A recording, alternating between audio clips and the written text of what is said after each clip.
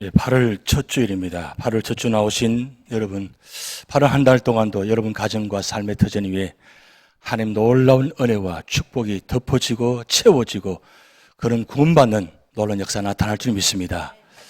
한 달 동안, 8월 한 달 동안도 무더운 여름, 주님 안에서 믿음으로 승리하시는 여러분 되시기 바랍니다. 종말의 성도는 어떻게 살아야 하는가? 이제 데살로니가전서 마지막 네 번째 말씀입니다. 지난주 주일날 오후에 우리 교회 집사님을 통해서 귀한 책을 한 권 받았습니다. 그 책이 뭐냐면 바로 메타인지 학습법이라는 책입니다. 우리 교회 손선식 집사님 따님, 지금 컬럼비아 대학교 바너드 칼리지 심리학 교수로서 사역하고 계시는데 한국에 가서 이 책을 지난 6월 26일 날 이 책이 출판이 되었습니다. 그런데 이 리사 손 박사님이 지금 미국뿐만 아니라 한국에 굉장히 많이 영향을 끼치면서 특별히 자녀 교육하는 데서 굉장히 많은 영향을 끼치고 있습니다. 지금 한국에는 4차 산업혁명이라고 굉장히 많은 세미나를 열고 강연을 베푸는데 특별히 우리 리사 손 박사님이 한국에 초청받아서 굉장히 많은 강연 활동을 하고 특별히 한국에는 부모가 자녀 교육 굉장히 관심이 많잖아요. 거의 목숨을 걸고 자녀 교육을 하는데 이 자녀 교육에 관해서 아주 심리학 교수는 리사 손 박사님이 전문가가 되어서 가서 굉장히 강연을 많이 베풉니다. 그런데 요즘 이 메타인지란 말은 심리학의 말입니다. 근데 메타인지가 뭐냐? 바로 이런 내용이에요. 자신이 집중하여 아는 것과 모르는 것을 구분하고 문제점을 찾아 해결하는 능력을 심리학에서는 메타인지라 합니다. 근데 우리 아이들이 아는 것, 모르는 것 구분해서 문제점 찾아가지고 하면 얼마나 좋겠어요. 잘하지 못하잖아요. 그래서 우리 리사손 박사님이 이 책을 통해서 메타인지 학습법, 아이들이 어떻게 해서 스스로 자신이 아는 것과 모르는 것을 자각할 수 있는 사고 능력을 키워주는 그런 자기 주도 학습법 방법입니다. 무슨 말인지 이해하시겠습니까? 쉽게 말하면, 한마디로 말하면 소크라테스가 아주 유명한 말을 했죠. 무슨 말을 했습니까? 너 자신을 알라. 그게 바로 메타인지입니다. 너 자신을 알라. 너는 아는데 나는 몰라요. 다른 사람은 다 아는데 본인만 몰라요. 이 참 문제가 심각합니다. 그래서 자기 자신의 무엇이 문제가 있는지, 무엇이 부족함이 있는지 그걸 이 메타인지 학습 방법을 통해서 깨우쳐서 아이가 내가 진짜 지금 현재 잘하고 있는 건지 뭔지, 그리고 내가 지금 부족한 것이 뭔지를 이것을 배워가지고 그 부족한 부분을 채워나가는. 그래서 어떻게 보면 자기 자신의 오늘 책의 내용 보면 그런 내용입니다. 나 자신을 믿는 용기라는 겁니다. 특별히 우리 자녀들이 미국 이민 와서 얼마나 정체성 혼란이 많습니까? 참 힘듭니다. 그래도 참 다행히도 하나님의 은혜로 잘 성장이 되어서 좋은 학교, 좋은 직장에 다닐 수 있어서 너무나 감사해요. 그런데 그렇게 좋은 학교 나오고 좋은 직장에 들어감에도 불구하고 아직도 정체성에 문제가 많다는 거예요. 내가 누구인지를 아직도 확실히 모르고 살아가는 사람이 많다는 겁니다. 그래서 이 책의 내용이 5가지 내용으로 구성되어 있는데 첫 번째는 3가지가 이 특별히 한국 사람들이 많이 착각하는 이유가 뭐냐면 첫 번째, 빠른 길이 좋다고 생각한다. 어떻게 하면 빨리 갈 것인가? 그래서 학원 보내고 어떻게 하든 주입식으로 외우게 해서 빨리 그게 한국식 교육 방법이라는 거예요. 그리고 두 번째는 쉬운 길이 좋다고 생각합니다. 어떻게 하든지 쉬운 길로, 험한 길, 힘든 길보다는 쉬운 길로 가려고 온갖 방법을 다 동원합니다. 그리고 세 번째로는 실패 없는 길이 좋다고 생각한다는 게 착각이라는 거예요. 실패 없이 잘 자라고 그리고 실패 없이 성공한 사람들이 과연 훌륭한 성장한 것인가? 아라는 겁니다. 실패 없이 좋은 길을 가다가 결국 마지막 한 번 실패하면 실패 없이 자랐기 때문에 이 실수를 스스로가 용납을 못한다는 거예요. 그래서 이 실수 한 번이 늘 반복적 있을 수 있는 일이 불구하고 자기 자신은 용납하지 못한다는 거예요. 그래서 용납하지 못하니까 스스로 목숨을 끊어버리는 엄청난 일들이 자녀들에게 일어나고 있다는 사실입니다. 여러분, 특별히 요즘 한국에 많은 자녀들이 이 입시 지옥에서 스트레스에 의해 가지고 많은 아이들이 스스로 목숨을 끊는 건 참 많습니다. 갑자기 13층 위에서 아파트에 뛰어내려 버립니다. 갑자기 물 위에서 들어가 버립니다. 이런 일들이 비일비재하는 겁니다. 왜 그러냐? 온 사회가 다 성공 문화, 빠른 문화. 그래서 그게 도태되면 결국 살아남지 못한다는 거예요. 그래서 네 번째 내용에 보면 토끼와 거북이 이야기합니다. 여러분, 토끼와 거북이 이야기 이수복이 너무 잘 알잖아요. 토끼와 거북이가 경주하는 이야기입니다. 그럼 당연하게 토끼가 이기게 되어 있습니다. 그것이 당연한 이치입니다. 그런데 여러분 알고 있는 사실은 어떤 사실입니까? 토끼가 이긴 것이 아니라 거북이가 이겼다는 거예요. 그러면 왜 거북이가 이기느냐? 차이점. 토끼는 목표물에 목표를 둔 것이 아니라 거북이의 목표를 두었다는 겁니다. 그런데 거북이는 토끼의 목표를 두지 않고 목표점에 목표를 두었다는 겁니다. 그러다 보니까 토끼는 늘 거북이 신경입니다. 어디까지 왔느냐고. 저기까지밖에 못 탔다고. 그래서 아무리 생각해봐도 저는 가지 못할 것이다. 그래서 중간에 어떻게 했어요? 토끼는 잠을 잡니다. 내가 잠을 자도 충분히 거북이 이길 것이라고 생각하기 때문에 잠을 잡니다. 그런데 거북이는 어떻게 합니까? 꾸역꾸역 느린걸음이지만 토끼 신경쓰지 않습니다. 끝까지 목표만 바라보고 꾸역꾸역 갑니다. 결국은 거북이가 승리했다는 사실이에요. 그런데 문제는 사회가, 오늘날 미국이나 한국의 모든 사회가 전부 다 토끼가 되길 원합니다. 빨리 가야 돼요. 근데 문제는 다 토끼가 아니라 다 거북이라는 사실이에요. 그만한 능력이 다 없습니다. 그런데 거북인 이 자녀에게 자꾸 토끼를 강요한다는 거예요. 그러니까 이 거북이 자녀가 참 힘듭니다. 특히 이민자의 삶을 살면서 이민자의 자녀들이 처음 와서 언어적으로 얼마나 많이 힘듭니까? 거기다가 부모와 자녀의 관계가 얼마나 복잡합니까? 거기서 혼란과 청재성 참 많이 힘듭니다.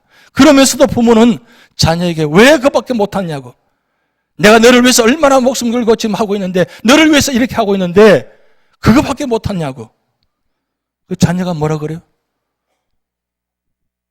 누가 그렇게 하라고 했냐고. 나의 선택이 아니라 부모의 선택이라고. 결국 부모 자녀 간의 관계 속에서 이 토끼와 거북이 때문에 얼마나 혼란인지 모릅니다. 그래서 마지막 5번째 이 책의 내용이 모든 변화는 나를 아는 것에서 시작된다. 결국 나를 아는 거예요.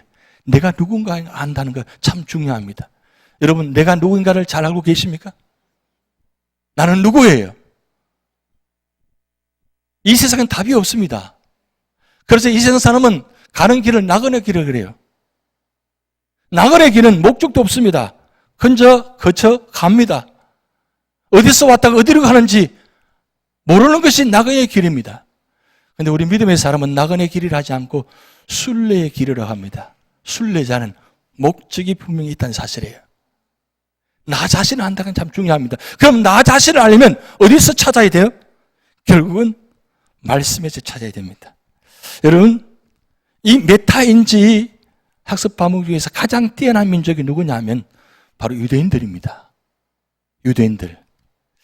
유대인들은 어떻게 학습하고 있습니까? 보통 학교 끝나면 다 학원 보냅니다. 우리 자녀들.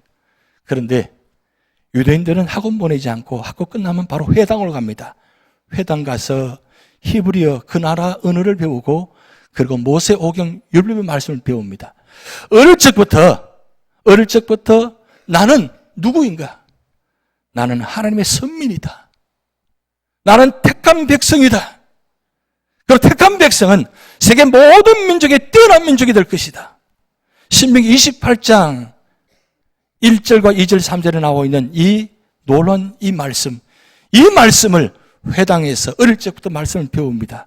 그래서 자기들은 누구인가를 확실합니다. 그 자기 정체성이 분명히 하니까 이들은 어떤 길을 걸어가도 어떤 자리에서도 아주 잡초처럼 밟아도 무너지지 않고 일어나는 근성이 있고, 그리고 절대 무너지지 않습니다. 실패하더라도 다시 일어납니다. 왜? 하나님이 나와 함께 계시니까. 하나님께서 뛰어난 민족이 되게 하시니까. 나는 하나님의 자녀라는 것, 그걸 확실히 믿고 있으니까 그 믿음 가지고 갑니다. 결국은 세계 모든 민족의 뛰어난 사람들이 다 유대인들의 속에서 많이 나옵니다. 여러분, 이 메타인지 학습방법, 그래서 지금 리사손 박사님이 이 한국에서 이 세미나 교육을 통해서 많은 영향을 끼치는데, 저는 이 책을 보면서 그런 생각이 들었어요. 과연 우리는 신앙인으로서 나는 누구인가? 신앙인으로서 나는 누구인가? 이 메타인지의 성경에서 가장 확실하게 보여주신 분 누구냐? 바로 예수님이세요. 예수님 메타인지라고 말씀하지 않으셨어요. 그런데 메타인지를 확실히 아시면서 그 길을 걸어가시는 분입니다. 예수님은 빠른 길을 걸어가지 않았습니다. 30년 기다렸다가 마지막 3년간 공생기간 사역하셨어요. 30년을 준비하신 분입니다. 내가 누구인가를 확실히 알고 그 확실한 길을 마지막 3년간 온몸을 던져서 사역 감당하셨습니다. 그리고 쉬운 길을 걸어가지 않습니다. 이분은 마지막 십자가의 죽음의 길을 걸어갔습니다. 그리고 세 번째, 실패 없는 길이 좋다고 하는 것이 이 세상 사람입니다. 그런데 예수님은 누가 봐도 실패의 자료입니다. 그렇게 많은 기적을 베푸고 그렇게 많은 사역 감당하고 많은 사람이 영향을 끼친 그분이 마지막 십자가에 죽은, 이건 세상적으로 보면 실패자입니다. 근데 실패가 실패로 끝나는 것이 아니라 그 실패가 구원자가 되고 구원의 길이 되고, 그거 실패의 길이 사실 혼자의 실패 아니라 세상 모든 사람을 위해서 당신 자신의 실패함으로 말미암아 모든 사람을 구원하는 구원자의 길에 섰다는 사실, 이게 메타인지의 최고봉입니다. 그러면 오늘 우리 신앙의 자녀들이 우리가 누굴 따라가야 됩니까? 메타인지 뭔지는 모르지만 예수님 따라가면, 예수님 믿으면 어느 순간에 그 예수님 따름처럼 그런 믿음의 사람, 구원자의 자리에 설 수 있다는 겁니다. 세상은 구원자에게 서지 않습니다. 성공해서 권력을 지어서 세상을 무너지게 하는 것이 세상의 방법입니다. 그런데 하나님 믿는 사람은, 예수 믿는 사람은 세상에 성공해서 세상을 무너지게 하는 것이 아니라 세상을 성의 길로, 구원의 길로 인도하는 사실입니다. 그게 바로 우리 자녀들이 메타인지 이 학습을 통해서, 예수님을 통해서 배워야 될 길입니다. 그런데 중요한 건 성경에서 그런 메타인지를 하려면 어떻게 되느냐?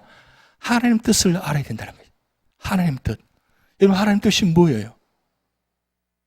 하나님 뜻이 뭐라고 성경에 기록되어 있습니까? 바로 전 말씀, 지난주의 말씀 16절에서 18절 말씀, 항상 기뻐하라, 쉬지 말고 기도하라, 범사에 감사하라. 이것이 그리스도 예수 안에서 너를 향하신 하나님의 뜻이니라. 이 하나님의 뜻. 그런데 이 하나님의 뜻을 알려면 세상적인 방법으로 되지 않는다는 겁니다. 그래서 오늘 사도 바울은 데살로니가 교회를 향해서 네 가지 말씀합니다. 첫 번째, 하나님 뜻을 알려면 먼저 성령의 역사가 있어야 된다. 성령으로 하지 않으면 하나님 뜻을 알 수 없다는 겁니다. 우리 믿음의 사람은 항상 성령의 인도하심에 따라 걸어가야 됩니다. 우리는 성령으로 하지 않고 예수님으로 영접하지 못합니다. 확신하지 못합니다. 그리고 예수님이 하신 모든 일을 믿을 수가 없습니다.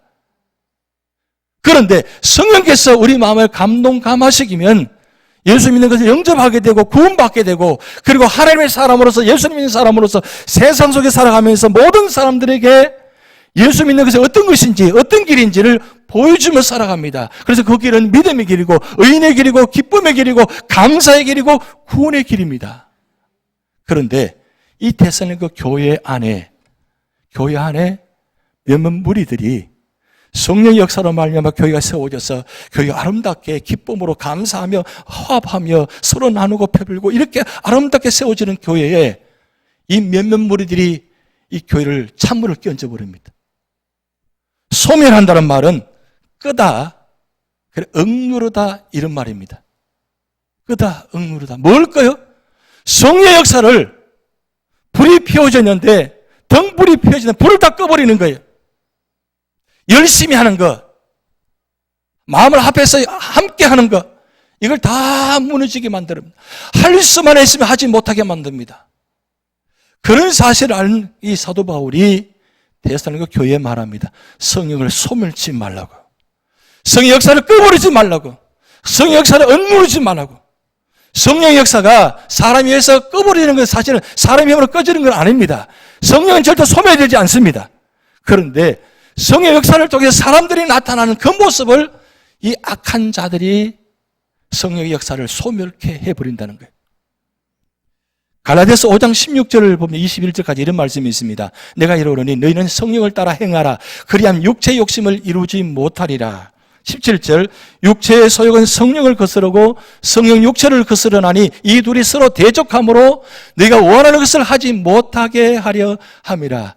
육체의 소욕과 성령이 서로 싸우고 있습니다. 그래서 사도 바울이 내 마음속에 두 자가 있어 날마다 싸우노라 그렇게 성경 말씀이 있잖아요. 내 속에는 죄성이 할 수만 했으면 성령 역사를 거스르게 하려고 합니다. 그런데 내 안에 있는 성령께서 그렇게 하지 못하고 성령대로 이끌어 가려고 사람을 세우려고 합니다. 그런데 때로는 성령 역사가 이기면 괜찮은데 이 악한 마음, 악한 생각이 나를 사로잡아서 하나님 일을 하지 못하게 만듭니다. 그리고 보여지게 만듭니다. 그래서 오늘 18절 말씀, 너희가 만일 성령의 인도하시는 바가 되면 율법 아래 있지 아니하리라. 육체는 분명하니 곧 음행과 더러운 것과 호색과 20절 우상숭배와 주술과 원수 맺는 것과 분쟁과 시기와 분냄과 당 짓는 것과 분열함과 이단과 21절 같이 있습니다. 투기와 술취함과 방탕함과 또 그와 같은 일이나 전에 경계한 것 같이 너희에게 경계하노니 이런 일을 하는 자들은 하나님 나라를 유업으로 받지 못할 것이요. 보세요. 성령께서 하시는 모든 일들을 하지 못하게 되면 얼마나 많은 방해들이 있습니까? 술취함과 방탕함과 투기와 악함과 이런 모든 일들이 성령 역사를 못하게 만드는 거예요. 그래서 교회가 점점점 힘들어집니다. 왜? 이들로 말미암아. 그러면 결국 어떻게 해야 될까요? 어떻게 승리할 수 있느냐? 그런데 이 성령을 회방하고 소멸하면 어떻게 될 것인가? 예수님께서 아주 분명히 단호하게 말씀하셨습니다. 마태복음 12장 31절 32절 그러므로 내가 너에게 이르노니 사람의 모든 죄와 회방은 사하심을 얻되 성령을 회방하는 것은 사하심을 얻지 못하겠고 32절 또 누구든지 말로 인자를 거역하면 사하심을 얻되 누구든지 말로 성령을 거역하면 이 세상과 오는 세상에서도 사하심을 얻지 못하리라. 이게 무슨 말씀입니다? 교회 안에 하나님의 일을 할 때에 하나님의 일을 방해하면 사하심을 얻지 못한다는 겁니다. 예수님께서 분명하게 말씀했습니다. 다른 거 다 용서가 돼도 하나님의 일을 방해하는 것, 성령의 역사를 방해하는 것, 사하심을 얻지 못한다. 지금 오늘 성령의 시대 살아가고 있습니다. 성령께서 교회를 세우고 믿음의 사람을 세워서 그 사람 통해서 교회를 감당하게 합니다. 그런데 악한 자가 사탄과 마귀가 교회의 모든 하는 일들을 못하게 만듭니다. 점점점 힘들게 만들어져 버립니다. 포기하게 만듭니다. 무너지게 만듭니다. 여러분, 교회가 사탄의 방해로 말미암아 무너지는 모습은 보았잖아요. 사람이 하는 게 아닙니다. 사탄이 사람을 도구로 사용해서 역사하고 있는 것입니다. 얼마나 무서운지 몰라요. 그렇게 멀쩡히 세워진 교회, 그렇게 아름답게 세워진 교회가 한번 이 사탄과 마귀가 방해하고 무너지게 만들면 하루아침에 무너지는 것이 교회의 모습입니다. 그래서 사도 바울은 이 데살로니가 교회에다가 성령을 소멸치 말라. 성령을 소멸한 사심을 받지 못한다. 말씀하고 있습니다. 그리고 두 번째 말씀입니다. 예언을 멸시하지 말라고 합니다. 예언. 여러분, 이 예언인데 어떻게 알고 계십니까? 예언은 두 가지 의미를 갖고 있습니다. 첫 번째 예언은 미래에 있을 일을 미리 말한다의 이 예언입니다. 앞으로 이루어질 예상된 일. 그리고 두 번째 의미는 하나님의 계시나 그 뜻을 사람들에게 말씀을 통해서 전한다. 그래서 신탁했다고 합니다. 하나님의 말씀을 의탁해서 부탁해서 전하게 한다. 그게 예언입니다. 그런데 세상 사람들은 이걸 예언하는 건 첫 번째 의미를 가지고 예언이라고 합니다. 심지어는 우리 교회 안에서도 예언하면 이 첫 번째 의미를 가지고 이야기합니다. 그런데 성경의 모든 다 예언들은 두 번째 예언입니다. 예언. 하나님의 말씀을 가지고 계시된 말씀을 가지고 사람들에게 전하는 겁니다. 그런데 이 데살로니가 교회에 믿음의 사역자들이 말씀을 전하는데 말씀을 사역하는데 말씀을 거역합니다. 거부합니다. 멸시한다는 말은 그 뜻을 경박하게 거역한다 그런 뜻입니다. 말씀을 강간히 선포합니다. 그런데 몇몇 무리들이 그 말씀을 받지 않습니다. 그리고 그 말씀을 항자합니다. 그 말씀을 걸기 시작합니다. 따지기 시작합니다. 왜 그런 말씀을 전하느냐고. 그래서 교회 안에 말씀을 온전히 전하지 못하게 만듭니다. 여러분, 말씀은 바로 예언입니다. 구약과 신약에 나타난 이 1189장에 나타난 모든 말씀은 다 예언된 말씀입니다. 구약은 예언의 말씀이고 신약은 예언을 성취한 말씀입니다. 그리고 후반절 요한계시록은 앞으로 이루어질 예언의 말씀입니다. 계속적으로 예언의 말씀이 현재 이루어졌고 이루어져 가고 있고 이루어질 것입니다. 그래서 모든 말씀은 하나님의 말씀, 예언의 말씀입니다. 그 예언의 말씀 우리가 아멘 하셔야 된다는 거예요. 그럼 왜 이 예언의 말씀을 전하느냐? 바로 고린도전서 14장 3절 말씀, 예언하는 자는 사람에게 말하며 덕을 세우며 권면하며 위로하는 것이요. 하나님의 말씀은 사람에게 말합니다. 하나님의 말씀 전달한 이유는 사람에게 전하게 주신 말씀입니다. 그 말씀을 주신 이유는 덕을 세운다는 거죠. 그리고 권면해서 위로해서 세운다는 거죠. 잘못된 것이 있으면 말씀을 통해서 깨우치기 위해서 돌아오게 만드는 것입니다. 그래서 하나님 예언의 말씀을 살리는 말씀입니다. 근데 세상적인 말은, 사탄의 말은 죽이는 말이에요. 그런데 세상적인 말은, 사탄의 말은 언제나 달콤합니다. 언제나 아름다운 말입니다. 그래서 심지어 강단에서 심판을 이야기하고 회개를 말하면 아멘 하지 않습니다. 얼굴이 굳어져 있어요. 축복의 말씀을 드리고 화평할 말씀 드리면 감사의 말씀은 아멘 합니다. 그런데 성경에 나타난 모든 축복의 말씀, 이 말씀들은 심판이 될 수도 있고 구원의 말씀 될 수 있습니다. 근데 두 가지 다 내용은 사실은 결국은 왜 그렇게 말씀하시느냐? 구원하시기 위해서 말씀하셨습니다. 여러분, 구약의 역사를 보시기 바랍니다. 구약의 이스라엘 역사, 하나님께서 신명기 통해서 말씀하셨습니다. 이 말씀을 순종하고 지키면 반드시 복이 될 것이고 반드시 은혜로 인도할 것이다. 그 말씀하셨습니다. 그런데 어떻습니까? 구약 성경. 이스라엘 백성들이 그 말씀을 순종하지 않습니다. 오히려 그 말씀을 거역하고 우상을 섬깁니다. 결국 어떻게 됐어요? 그 예언의 말씀을 순종하지 않으니까 나라가 멸망을 당해버렸어요. 완전히 다 없어져 버립니다. 포로로 잡혀가고 죽음을 당하고 초토화되어 버리는 그런 구원의 역사잖아요. 그게 바로 구약의 역사의 말라기로가 끝납니다. 왜 그렇게 됐냐? 하나님 말씀을, 예언의 말씀을 순종하지 않았기 때문에, 받아들이지 않고 멸시했기 때문에. 여러분, 그래서 말씀을 언제나 들을 때마다 하나님, 이 말씀은 나에게 주신 말씀이다. 나를 구원하는 말씀이다. 나를 살리는 말씀이다. 라고 믿음으로 받아들이시기 바랍니다. 그걸 말씀을 아멘 할 때에 나에게 축복이 되는 겁니다.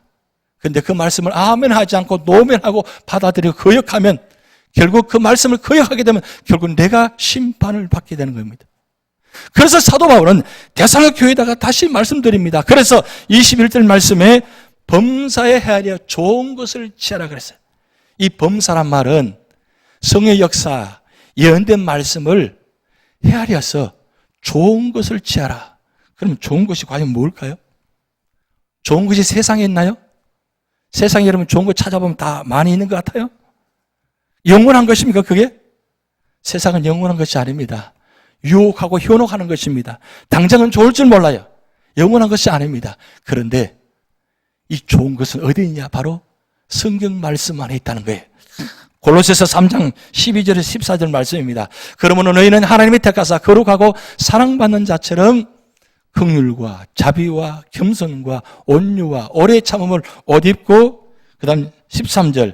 누가 누구에게 불만이 있거든 서로 용납하여 피차 용서하되 주께서 너희를 용서하신 것 같이 너희도 그리하고 14절. 이 모든 것에 사랑을 다하라. 이는 온전하게 매는 띠니라.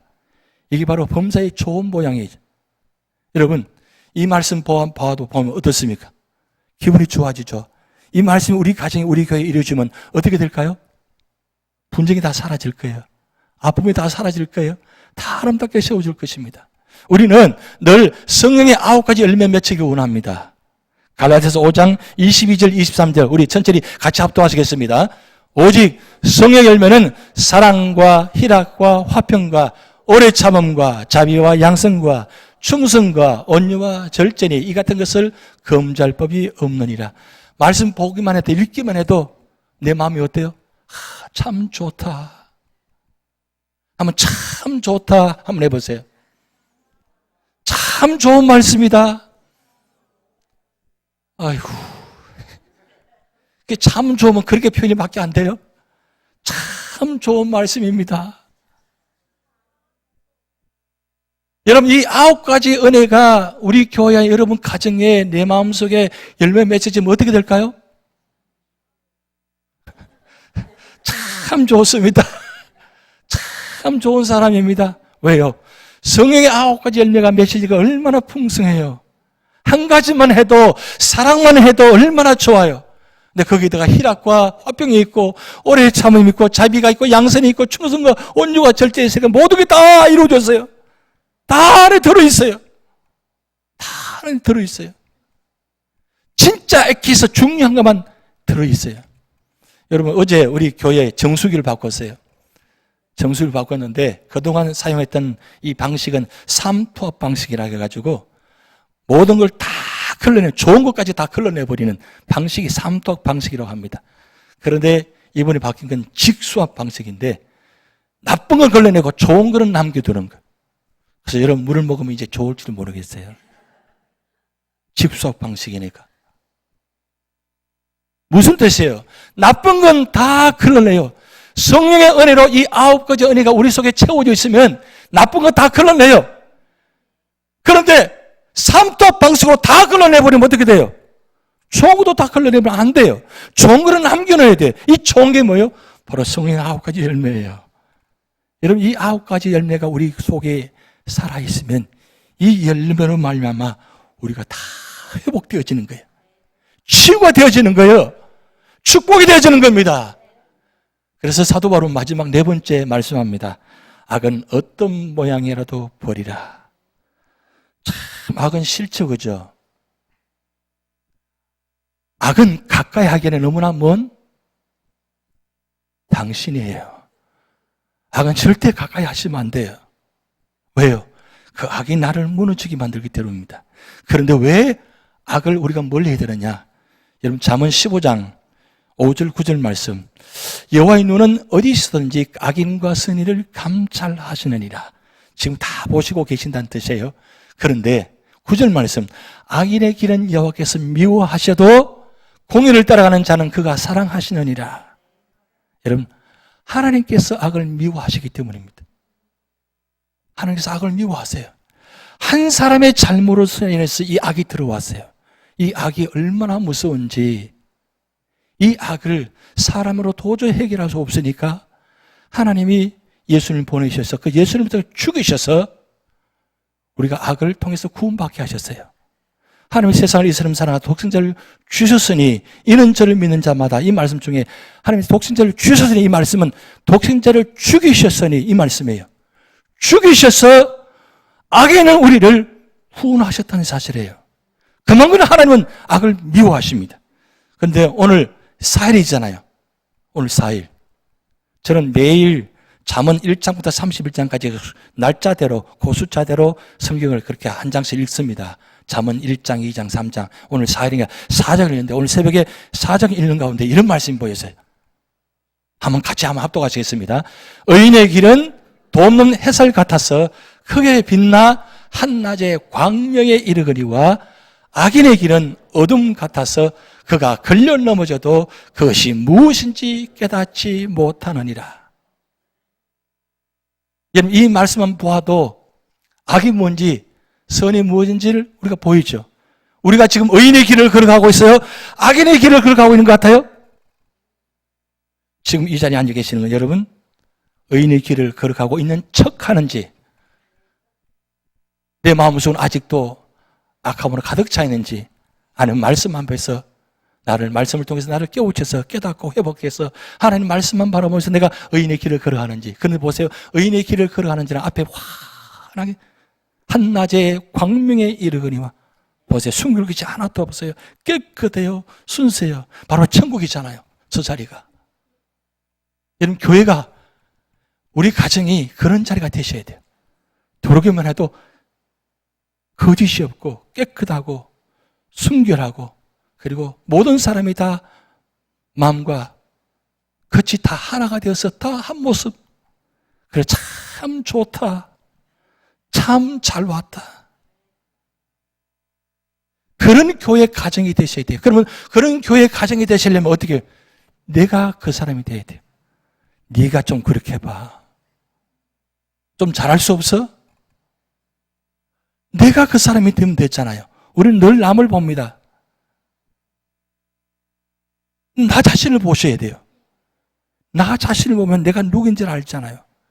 그러면 믿음의 길을 걸어간다는 거예요.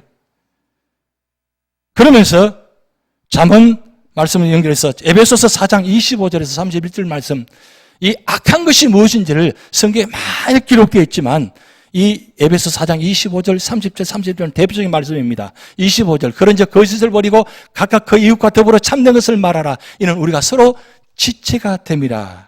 그 다음 30절, 하나님의 성령을 근심하게 하지 말라. 그 안에서 너희가 구원의 날까지 인치심을 받았느니라. 이미 우리는 인정받았다는 거예요. 성령 원하에 계신다는 거예요. 그래서 31절, 너희는 모든 악독과 노함과 분능과 떠드는 것과 비방하는 것을 모두 악의와 함께 버리라.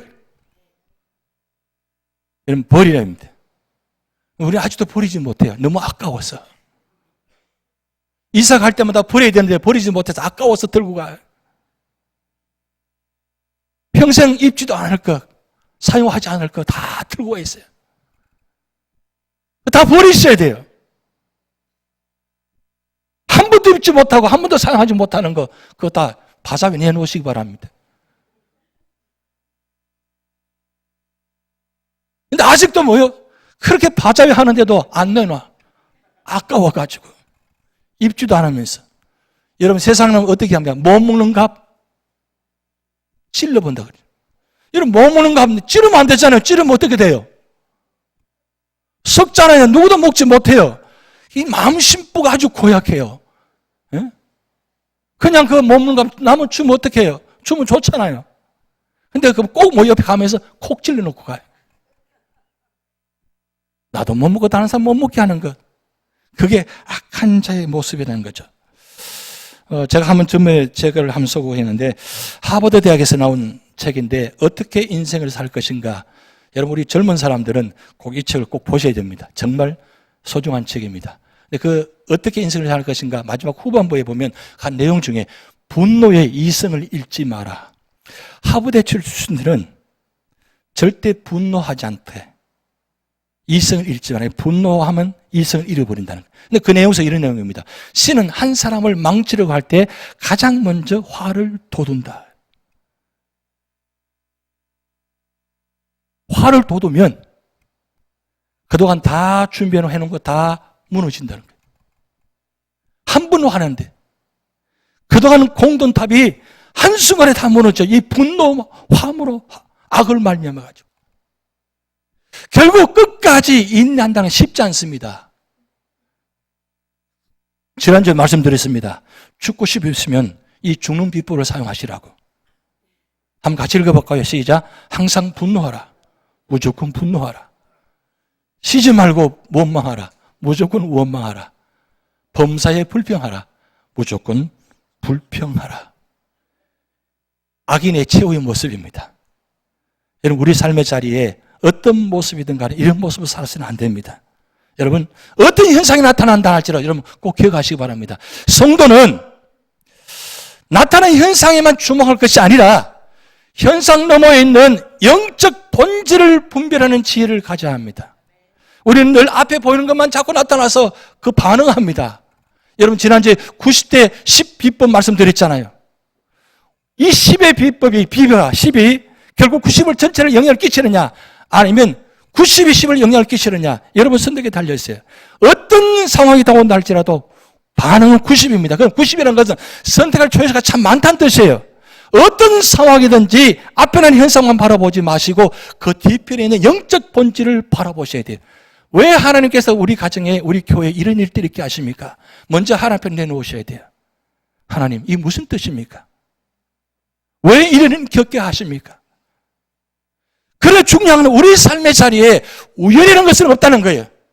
모든 삶의 자리는 어떤 모습이든 하나님 우리를 선택하셔서 우리를 구원의 길을 인도하시는데 그 구원의 길이 때로는 험난한 길, 십자가의 고난의 길이 될 수 있습니다. 그런데 그 십자가의 고난의 길을 걸어가야만 결국은 마지막 승리할 수 있다는 거죠. 만약 예수님께서 십자가의 길, 구원의 길을 걸어가지 않았다면 어떻게 될까요? 세상은 구원받지 못했습니다. 근데 한 사람이 그 십자가의 고난의 길을 묵묵히 거북이처럼 묵묵히 걸어가는 거 결국 어떻게 해요? 거의 뭐 승리한 것처럼 예수님을 통해서 승리하게 하셨잖아요. 토끼가 다 좋은 게 아니에요. 때로는 거북이가 때로는 토끼보다 더 아름답고 더 묵묵하고 그리고 언제나 든든하다는 사실이에요. 결국 우리 신앙의 자리에 어떤 모습인가 결국 여러분 선택이 달려있습니다. 결국 이 모든 일들은 우리가 스스로 하기 힘듭니다. 결국은 어디로 돌아와야 하느냐? 시편 1편 1절 2절 말씀 우리 천천히 합동합니다.